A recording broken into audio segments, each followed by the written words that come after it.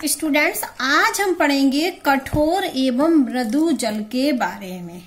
तो कठोर जल जो होता है वो साबुन के साथ आसानी से झाग नहीं देता, जबकि मृदु जल साबुन के साथ आसानी से झाग देते हैं।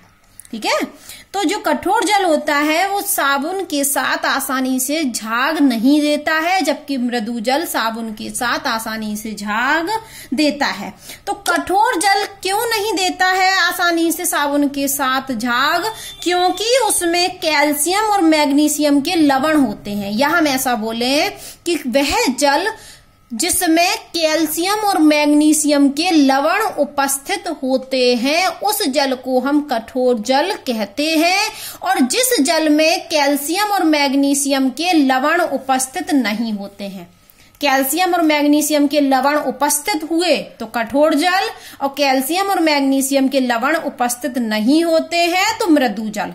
तो कैल्शियम और जो मैग्नीशियम के लवण है वो कौन कौन से लवण? हाइड्रोजन कार्बोनेट, क्लोराइड और सल्फेट। जैसे हम बना देते हैं कैल्शियम और मैग्नीशियम का हाइड्रोजन कार्बोनेट, तो बना दिया, ये है हमारा MgHCO3। ये क्या है हमारा? मैग्नीशियम का हाइड्रोजन कार्बोनेट। ये जल में उपस्थित होगा तो जल कठोर होगा। या कैल्शियम का हाइड्रोजन कार्बोनेट, ये कैल्शियम का लवण हो गया, ये मैग्नीशियम का लवण हो गया। कौन सा लवण? हाइड्रोजन कार्बोनेट वाला, ये भी हाइड्रोजन कार्बोनेट वाला। अब बोले क्लोराइड, हो सकता है कि कैल्शियम क्लोराइड हो या क्या हो, मैग्नीशियम क्लोराइड उपस्थित हो जल में। तो सीधी सौ की बात यह है कि कैल्शियम और मैग्नीशियम के लवण उपस्थित होते हैं तो जल कठोर जल होता है। कौन से लवण? हाइड्रोजन कार्बोनेट, क्लोराइड और सल्फेट वाले। हमने कुछ एग्जाम्पल आपको यहाँ बता दिए। अगर जल में ये उपस्थित हुए तो हमारा जल कैसा होगा? कठोर जल। और हाँ, सल्फेट वाला भी, कैल्शियम का सल्फेट या मैग्नीशियम का सल्फेट। ठीक है, ये 6 उपस्थित होंगे तो क्या होगा हमारा? जल कठोर होगा। जबकि यदि कैल्शियम और मैग्नीशियम के लवण उपस्थित नहीं हुए, मतलब ये लवण उपस्थित नहीं हुए, हाइड्रोजन कार्बोनेट वाला भी, क्लोराइड वाला भी और सल्फेट वाला भी, लिखा नहीं हमने सल्फेट वाला, लेकिन सल्फेट वाला भी यदि उपस्थित नहीं हुआ, तीनों उपस्थित नहीं हुए, तो हम क्या कहेंगे कि जल कैसा है? मृदु जल है। ठीक है, तो इन लवणों की वजह से जल में कठोर होता है। कौन कौन से लवण की वजह से? कैल्शियम और मैग्नीशियम के कार्बोनेट, हाइड्रोजन कार्बोनेट, क्लोराइड और सल्फेट लवण की वजह से जल कठोर होता है। लेकिन ये लवण किसके होने चाहिए? कैल्शियम और मैग्नीशियम ही के होने चाहिए। ये नहीं कि NaCl उपस्थित है, सोडियम क्लोराइड, तो आप कहो कि जल कठोर है। जी नहीं, NaCl उपस्थित होने पर जल कठोर नहीं होगा। तो किसकी वजह से कठोर होता है? केवल कैल्शियम और मैग्नीशियम के लवण की वजह से। अगर ऐसा नहीं होगा तो वो सब क्या लिखते कि कठोर जल वह है जिसमें लवण उपस्थित हो, तो नहीं। कौन से लवण? कैल्शियम और मैग्नीशियम के लवण। तो अब हमने कहा कि यदि इनके लवण उपस्थित होंगे जल में, कैल्शियम और मैग्नीशियम के, तो जल कठोर होगा। तो जल में क्या होती है? कठोरता होती है। तो अब जो जल में कठोरता होती है वो भी 2 प्रकार की कठोरता होती है। पहले हमने पढ़ाया कि कठोर जल वह है जो साबुन के साथ झाग नहीं देता और उसमें कैल्शियम और मैग्नीशियम के लवण उपस्थित होते हैं। मृदु जल वह है जो साबुन के साथ झाग देता है लेकिन उसमें कैल्शियम और मैग्नीशियम के लवण उपस्थित नहीं होते। अब हमने कहा यदि कैल्शियम और मैग्नीशियम के लवण उपस्थित होंगे जल में तो जल में कठोरता होगी, कठोर जल होगा। और कठोरता भी 2 प्रकार की होती है। एक होती है अस्थायी कठोरता और दूसरी होती है स्थायी कठोरता। अस्थायी आप समझ ही रहे हो, अस्थायी है जल्दी से दूर हो जाती है, और स्थायी कठोरता क्या होती है? स्थायी होती है। तो हमें इन कठोरता को दूर करने के लिए कुछ विधियां अपनानी पड़ती हैं।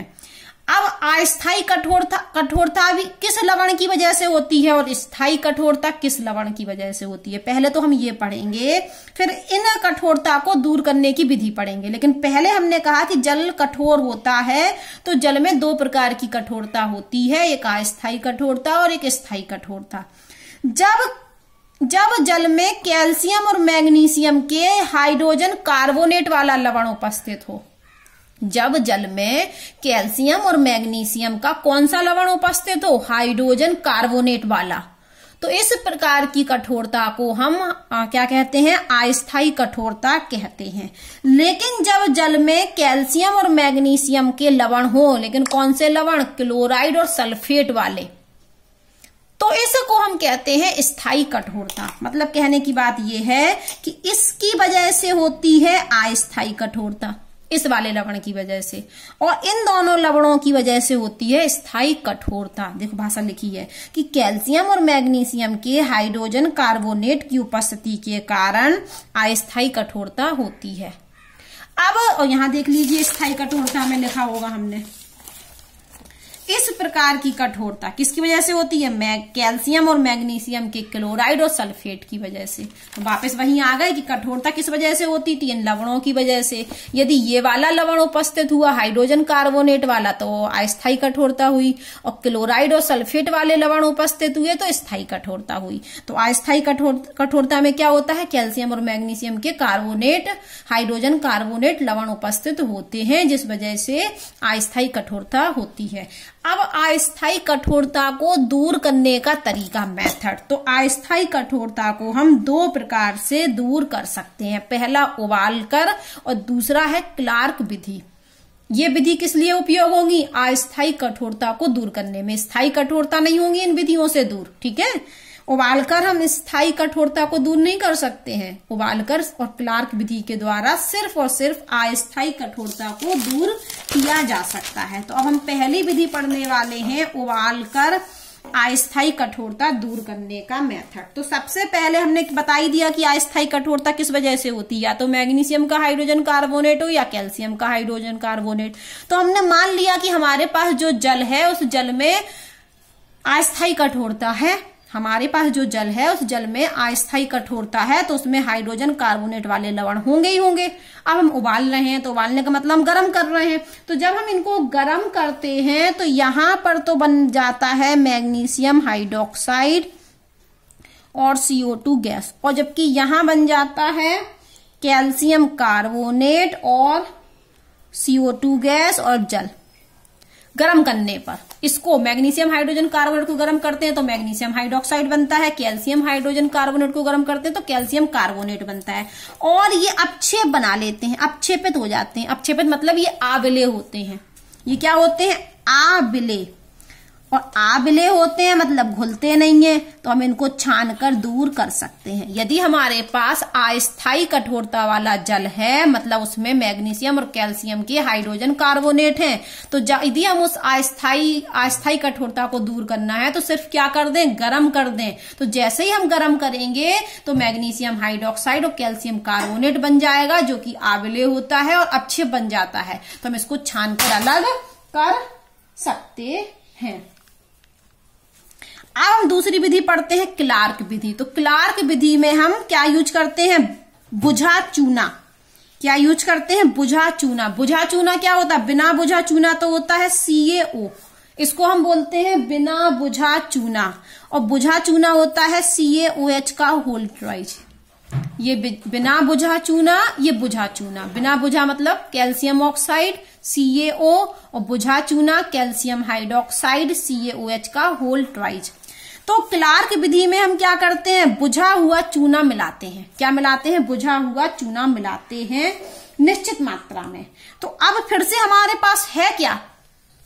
अस्थायी कठोरता है। तो अस्थायी कठोरता होती किसकी वजह से? इनकी वजह से। तो लवण क्या होंगे? ये वाली लवण होंगे फिर से। तो MgHCO3 का होल ट्राइज, और दूसरा ले लिया हमने कैल्शियम HCO3 का होल ट्राइज।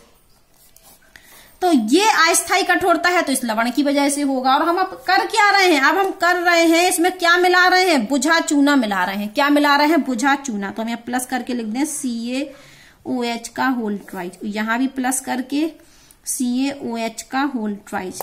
वापस समझ लीजिए, हम अस्थायी कठोरता दूर कर रहे थे, तो अस्थायी कठोरता में ये लवण पाए जाते हैं, मैग्नीशियम और कैल्शियम के हाइड्रोजन कार्बोनेट। और इस अस्थायी कठोरता को दूर करने के लिए हम कैल्शियम बुझा चूना मिला रहे हैं, कैल्शियम हाइड्रोक्साइड मिला रहे हैं। बुझा चूना तो हमने मिला दिया। जैसे ही हम बुझा हुआ चूना मिलाते हैं तो यहां पर हमारा क्या बन जाता है? यहां बनता है हमारा कैल्शियम कार्बोनेट, ठीक है, कैल्शियम कार्बोनेट। और साथ में हमारा बनता है, ये हम लेते हैं 2, बुझा चूने के अणु कितने होते हैं? 2। तो ये कैल्शियम कार्बोनेट भी बनता है, इसका अपक्षेप भी बनता है, और मैग्नीशियम हाइड्रोक्साइड भी बनता है, और साथ में हमारा बनता है जल का अणु 2 H2O।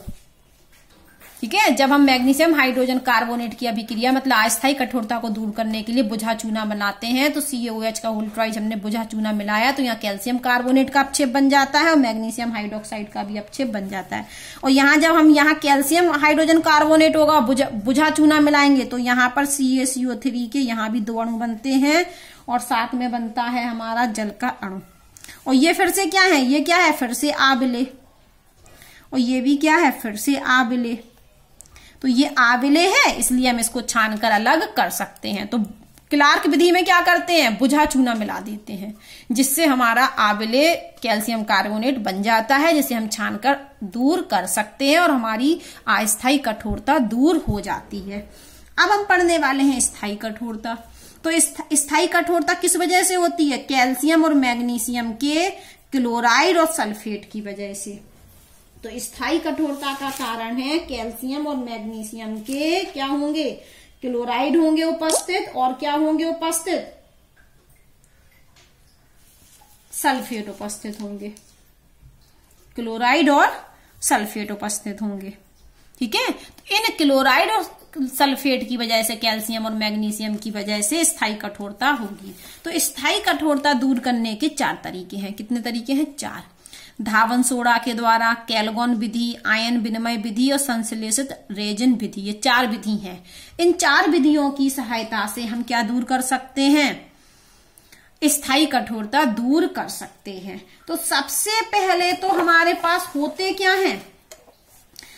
हैं, या तो हमारे पास कैल्शियम और मैग्नीशियम के क्लोराइड और सल्फेट होते हैं। तो या तो कैल्शियम का क्या हो, क्लोराइड, या हमारा मैग्नीशियम का क्लोराइड हो, या कैल्शियम का सल्फेट हो, या मैग्नीशियम का सल्फेट हो। तो इनकी वजह से हमारी स्थायी कठोरता होती है, इन चारों की वजह से। ठीक है। अब हमने कहा कि हम स्थायी कठोरता को दूर कर सकते हैं। और ये जो है Ca, यहां पर ये क्या है, M, ये हम इसको ऐसे भी लिख सकते हैं कि MCl2 और MSO4 ऐसे भी लिख सकते हैं। मतलब यहाँ M क्या है हमारा, यहाँ M है हमारा कैल्शियम या मैग्नीशियम। समझे बात को, हमने इसको पूरा खोल के लिख दिया कि ये कैल्शियम क्लोराइड है, ये मैग्नीशियम क्लोराइड है, ये हमारा कैल्शियम सल्फेट है, ये मैग्नीशियम सल्फेट है। तो अलग अलग ना लिखना हो तो इसको क्या लिख दें, MCl2, और M क्या है हमारा, कैल्शियम और मैग्नीशियम हो सकता है। इनको अलग अलग ना लिख के क्या लिख दें, MSO4। मतलब M क्या है, या तो कैल्शियम होगा या मैग्नीशियम होगा। तो इनकी वजह से हमारी क्या पाई जाती है, स्थायी कठोरता। तो हम स्थायी कठोरता को धावन सोडा के द्वारा दूर कर सकते हैं। धावन सोडा मतलब सोडियम कार्बोनेट, धावन सोडा मतलब सोडियम कार्बोनेट Na2CO3 के द्वारा। तो यदि हमारे जल में क्या हो, स्थायी कठोरता हो, तो मतलब उसमें क्या है, या तो MCl2 है या उसमें MSO4 है। और यहाँ M का मतलब क्या है, या तो कैल्शियम या मैग्नीशियम। और यहाँ भी M का मतलब क्या है, M का मतलब है या तो कैल्शियम धातु या मैग्नीशियम। ठीक है। तो यदि स्थायी कठोरता है तो इस वजह से है। तो इसमें हम क्या मिला रहा है, इसको हम धावन सोडा मिला रहे हैं। हम धावन सोडा मिला देते हैं जल्दी से। ये हमने मिला दिया इसमें Na2CO3, यहां भी मिला दिया हमने Na2CO3। क्योंकि हमारे पास स्थायी कठोर जल है, स्थायी कठोरता है, तो मैग्नीशियम या कैल्शियम के क्लोराइड होंगे या सल्फेट होंगे। और यदि अस्थायी कठोरता होती तो कैल्शियम और मैग्नीशियम के हाइड्रोजन कार्बोनेट होते तो हम वो लिखते। अब हम कह ही रहे हैं कि स्थायी कठोरता है तो हम हाइड्रोजन कार्बोनेट नहीं लिखेंगे, हम मैग्नीशियम क्लोराइड या कैल्शियम क्लोराइड लिखेंगे या मैग्नीशियम या कैल्शियम सल्फेट लिखेंगे। और धावन सोडा हम मिला रहे हैं, क्या मिला रहे हैं, सोडियम कार्बोनेट। तो यहां पर हमारा बन जाता है कैल्शियम और मैग्नीशियम का कार्बोनेट और NaCl। और यहां भी बन जाता है कैल्शियम या मैग्नीशियम का कार्बोनेट। और कैल्शियम या मैग्नीशियम ना लिख के हमने M धातु लिख दी है और बनता है हमारा सोडियम सल्फेट। और ये होते हैं फिर से हमारे क्या, आविलेसिल कार्बोनेट। ये जो हमारे कार्बोनेट बनते हैं कैल्शियम और मैग्नीशियम के, ये कैसे होते हैं, आविलेसिल कार्बोनेट। ये जल में घुलते नहीं है। तो ये कार्बोनेट कैसे होते हैं, आविलेसिल कार्बोनेट हैं। और ये किसके कार्बोनेट हैं, कैल्शियम और मैग्नीशियम के कार्बोनेट। तो ये आविलेसिल है, आविलेसिल है तो हम इन्हें छान कर अलग कर सकते हैं। अब हम दूसरी विधि पढ़ते हैं, कैलगॉन विधि। कौन सी विधि, कैलगॉन विधि। तो एक यौगिक है सोडियम हेक्सामेटाफॉस्फेट। क्या नाम है इसका, सोडियम हेक्सामेटाफॉस्फेट। तो लिखो सोडियम हेक्सामेटाफॉस्फेट, तो Na6P6O18, इस कंपाउंड को हम कहते हैं सोडियम हेक्सामेटाफॉस्फेट, और इसी कंपाउंड को हम कैल्गोन भी कहते हैं। ठीक है, अब आप जानते हो कि स्थायी कठोरता किसकी वजह से होती है, या तो कैल्शियम मैग्नीशियम के क्लोराइड या कैल्शियम मैग्नीशियम के सल्फेट की वजह से होती है। तो यदि हम इसको तोड़ें, मान लो हमारे पास कैल्शियम मैग्नीशियम का सल्फेट, तो यहां से क्या बनने वाला है M2+ और ये 2Cl- आयन, यहां से भी क्या बनने वाला M2+ और 2Cl, 2 नहीं, ये बनेगा SO4-2-। ठीक है, क्योंकि कैल्शियम मैग्नीशियम का क्लोराइड उपस्थित होगा या कैल्शियम मैग्नीशियम का सल्फेट उपस्थित होगा तो स्थायी कठोरता होगी। और यदि हम इसका आयनन करें तो इस प्रकार के आयन बनेंगे, मतलब कठोर जल में जब स्थायी कठोरता होगी तो Cl आयन होगा, SO4 आयन होगा, M+2 आयन होगा। M+2 मतलब हमारा Ca+2 होगा या Mg+2 होगा। ठीक है, ये होगा। अब हम क्या कर रहे हैं, इस कठोरता को दूर करना है, हमें इसको दूर करना है, तो हम क्या मिला रहे हैं, सोडियम हेक्साफॉस्फेट मिला रहे हैं। अब वापस देखिए, तो हमने इस सोडियम हेक्साफॉस्फेट की निम्न अभिक्रिया होती है, ये क्या बना लेता है, सोडियम हेक्साफॉस्फेट, ये बना लेता है हमारा ये कंपाउंड Na+, वो भी 2। अभी हमने क्या बताया था, स्थायी कठोरता में कौन कौन से आयन होते हैं, Cl आयन, SO4 आयन मतलब क्लोराइड आयन, सल्फेट आयन, और हमारा M धातु होती है। यही तो निकले थे 3, देख लीजिए यहां पर, ये M+2 Cl आयन और सल्फेट आयन M+2, तो ये 3 आयन होते हैं हमारे किस में, कठोर जल में, स्थायी कठोरता में।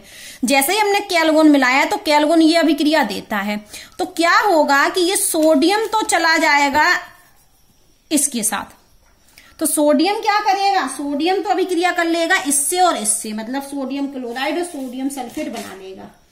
ये जो Na होता है, ये Cl, ये वाला Na, ये लिख लेना, ये Na Cl और सल्फेट आयन से क्रिया कर लेता है, आयन से क्रिया करके बाहर। ठीक है, तो ये Na+ क्या करेगा, इस आयन से और इस आयन से क्रिया करके बाहर। अब ये जो बचा हमारे पास, ये जाएगा धातु के पास, तो यहां जो अभिक्रिया होगी, तो अब ये आयन हम लिख लेते हैं, तो ये किससे करेगा, देखो इसने कर लिया इन दोनों से क्रिया, इसने कर ली इन दोनों से, अभी हमने कैल्गोन मिलाया ना स्थायी कठोरता दूर करने के लिए, तो कैल्गोन तो इन 2 भागों में टूटा, तो स्थायी कठोरता में ये 3 आयन होते हैं, तो Na ने तो कर ली इस आयन से अभिक्रिया क्लोराइड और सल्फेट से, और बाहर निकल गया। अब धातु आयन बचा है, तो धातु आयन किससे करेगा, इससे अभिक्रिया, तो यहां पर जो धातु चाहे कैल्शियम की होगी चाहे मैग्नीशियम की, वो इससे अभिक्रिया करेगी, Na4P6O18 और ये क्या बनाने वाली है हमारी, ये बनाती है हमारी Na2M, एक धातु अंदर आ गई, P6O18 और यहां पर है माइनस के 2 चार्ज, और ये Na4 थे तो Na2 इधर है, तो 2 Na बाहर, 2 Na बाहर।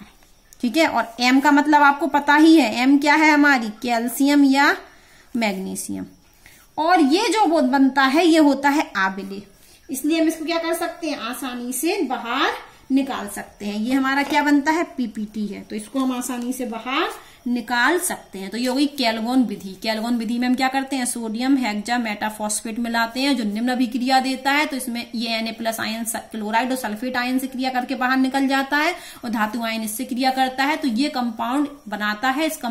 ये कंपाउंड आवेले अपक्षेप के रूप में अपक्षेपित हो जाता है, जिससे उसको हम छानकर बाहर निकाल सकते हैं। अब हम तीसरी विधि पढ़ने वाले हैं, आयन विनिमय विधि। स्थायी कठोरता दूर करने की विधि है आयन विनिमय विधि। तो इस विधि को हम जियोलाइट या परम्यूटेड विधि भी कहते हैं। आयन विनिमय विधि को जियोलाइट और परम्यूटेड विधि भी कहते हैं। तो ये कंपाउंड है जल युक्त सोडियम एल्यूमिनियम सिलिकेट। देखो, जल युक्त सोडियम एल्यूमिनियम सिलिकेट, पढ़ने का नाम देखा, जल युक्त सोडियम एल्यूमिनियम सिलिकेट। इसको हम जियोलाइट और परम्यूटेड भी कहते हैं। ये जल युक्त सोडियम एल्यूमिनियम सिलिकेट है, लेकिन इसी का दूसरा नाम क्या है, जियोलाइट, और इसी का नाम क्या है, परम्यूटेड। तो आयन विनिमय विधि में हम इस कंपाउंड का यूज करते हैं, इसलिए हम इसको जियोलाइट और परम्यूटेड विधि भी कहते हैं। और सरलता से ये बड़ा सा है ना, तो इसको हम लिख सकते हैं अकेला NaZ, अकेला NaZ लिख सकते हैं हम सरलता के लिए।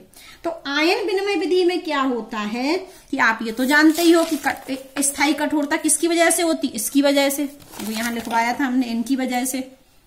ये क्या देते हैं हमें, M+2 और क्लोराइड और सल्फेट आयन। तो M+2 लिख रहे हैं हम अभिक्रिया में, जैसे M+2 लिख रहे हैं तो मतलब उसमें स्थायी कठोरता उपस्थित है।